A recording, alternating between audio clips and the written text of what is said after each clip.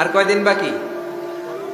হ্যাঁ, 14ই ফেব্রুয়ারি বিশ্ব ভালোবাসা, বিশ্ব বেহায়া দিবস, বিশ্ব গজবের দিবস, অশ্লীলতার দিবস, ধর্ষণের দিবস, নারীদের সম্ভ্রম হারানোর দিবস। চিল্লায় বলেন ঠিক কিনা? এই দিন কোন মুমিন পালন করতে পারে?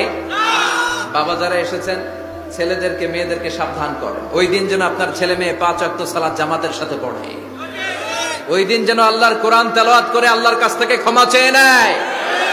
এই দিনগুলো আমাদের জন্য নয়, এগুলো পাশ্চাত্যের লোকেরা পালন করে, যাদের মধ্যে কোনো ভালোবাসা নাই, যাদের মধ্যে কোনো মায়া মহব্বত নাই, যাদের মধ্যে কোনো দরদ নাই। এই জন্য তারা বছরের একটা দিনকে ভালোবাসা দিবস হিসেবে পালন করে। আমাদের তো সব সময় ভালোবাসা, আমাদের সকালেও ভালোবাসা আছে না নাই, দুপুরে আছে না নাই, রাত্রিবেলা আছে না নাই, তাহাজ্জুদের যায় নামাজেও আমাদের ভালোবাসা আছে না নাই। রাসূল আমার ভালোবাসা, রাসূল আমার আলো আশা, রাসূল আমার প্রেম বিরহের মূল আলোচনা, রাসূল আমার কাজে কর্মের অনুপ্রেরণা। সুবহানাল্লাহ পড়ে।